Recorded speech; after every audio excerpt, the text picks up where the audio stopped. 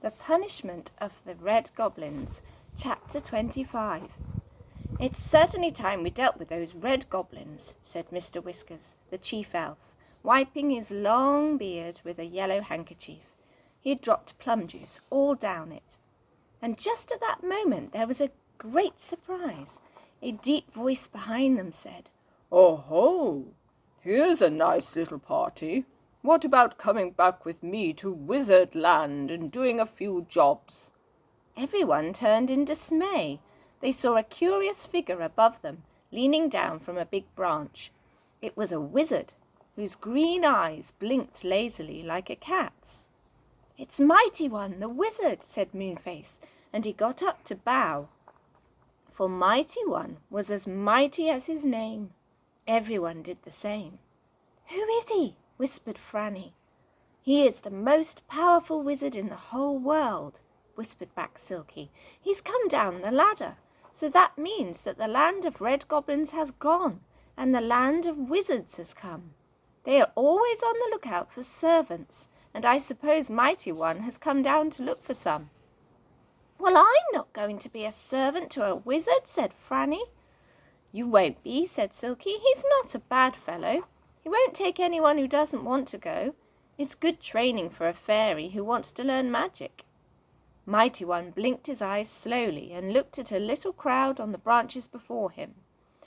"I need about 100 servants to come back with me," he said. "Who will come?" Nobody said a word. Moonface got up and bowed again. "Your Highness," he said, "we none of us want to leave the Enchanted Wood. We are very happy. You may perhaps find others who would like to go back with you. We beg you not to take any of us." "Well," said the wizard, sliding his green eyes from one person to another, "I haven't much time. My land will swing away from the faraway tree in about an hour. Can you get me the servants I want? If you can, I will not take you." Everyone looked worried, but Joe jumped up with a beaming face. "Your Highness, would red goblins do for your servants?" "Excellently," said the Mighty One.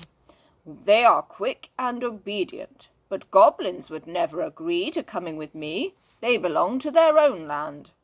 Moonface, What's-his-name, and the Saucepan Man all began to talk at once. Mighty One lifted up his hand, and they stopped. "One at a time," said the wizard. So Moonface spoke. "Sir," he said, "we have about 100 goblins boxed up in the middle of this tree. For a while they held us prisoners. It would be very good if you took them away to teach them some discipline and good manners." Mighty One looked surprised.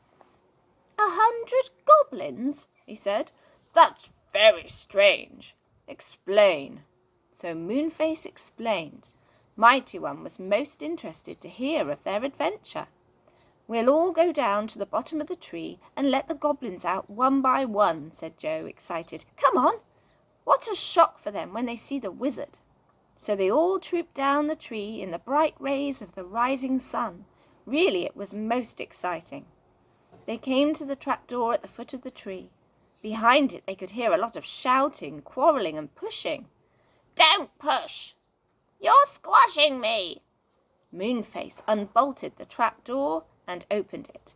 Out shot a red goblin and fell onto a cushion of green moss. He picked himself up, blinked in the bright sunlight, then turned to run. But Mighty One tapped him with his wand and he stood still. He couldn't move. He looked scared when he saw the wizard. One by one, the red goblins tumbled out of the trapdoor. They were tapped by the wizard. 10, 20, 30, 40, 50, 60. They came shooting out of the trapdoor, surprised and frightened, sliding gradually down the slippery slip as one after another slid down the trapdoor. Franny giggled. It really was a funny sight to see. "It's a very good punishment for those bad goblins," she said to Silky. "They came down the ladder to trap you, and now someone else has trapped them and is taking them back to his land." The red goblins stood in a sulky row, quite unable to run away. "Quick march," said the wizard. When the last one had slid out of the trapdoor, and up the tree went the sulky goblins, it was no use trying to escape. The wizard had put a spell on their legs, and they had to go up to the top of the tree, through the big white cloud, and into Wizardland. "Just what they deserve," said Joe. "My goodness, what an exciting night we've had. I did enjoy it." "Isn't it cold?" said the saucepan man, shivering. "Cold?" cried Beth and Franny, who were feeling hot in the morning sun. "Why, it's as warm as can be." "It's because he hasn't got his kettles and saucepans hung around him as usual," says What's-his-name. "I expect they feel like a coat to him. Poor old saucepan." "I don't like the look of him without his saucepans," said Franny. "He doesn't look right. Can't we collect them for him? They're on the ground all about the tree." So they began to collect the saucepan man's belongings. He was very pleased. They hung his kettles on him, put his saucepans all around him with a special one for his hat. Some of them were dented and bent, but he didn't mind a bit. "There," said Franny, pleased. "You look like yourself again. You looked horrid without your saucepans, and like a snail without a shell." "I never had a bell," said the saucepan man. "Shell, I said," said Franny. "Smell?" said the saucepan man, looking around. "I can't smell anything at the moment. What sort of smell? Nice or nasty?" "Shell, not smell," said Franny impatiently. "Oh, shell. What shell?" said the saucepan man. But Franny had forgotten what she said. She shook her head and laughed. "Never mind," she shouted. "We really must go," said Joe. "Mother will be awake now, and wondering what has happened to us. Oh dear, I do feel sleepy. Come on, girls." They said goodbye to all the tree dwellers and set off through the enchanted wood. Silky went back to her house in the tree, wondering what had happened to her clock, which hadn't joined in the adventure at all. It had been fast asleep. Moonface went back to the tree, yawning. What's-his-name and the saucepan man climbed back, so tired that they fell asleep before they reached their hole, and had to be put safely in the corner of a broad branch by the angry pixie in case they fell down. Dame Washalot went back, making up her mind to do no washing that day. Soon there was peace in the tree, and only the snores of What's-his-name could be heard. Far away, up in the tree in the land of wizards, the red goblins were working hard. Ah, they got just what they deserved, didn't they? They wouldn't be in such a hurry to catch people in future. The three children got home, and their mother stared at them in surprise. "You are up early this morning," she said. "I thought you were still in bed and asleep. Fancy getting up and going out for a walk before breakfast like that."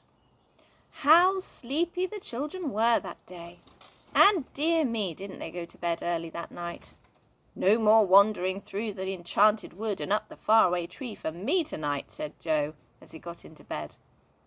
"I vote we don't go there for a long time. It's getting just a bit too exciting." But it wasn't long before they went again, as you will see in chapter 26, A Plan for Beth's Birthday.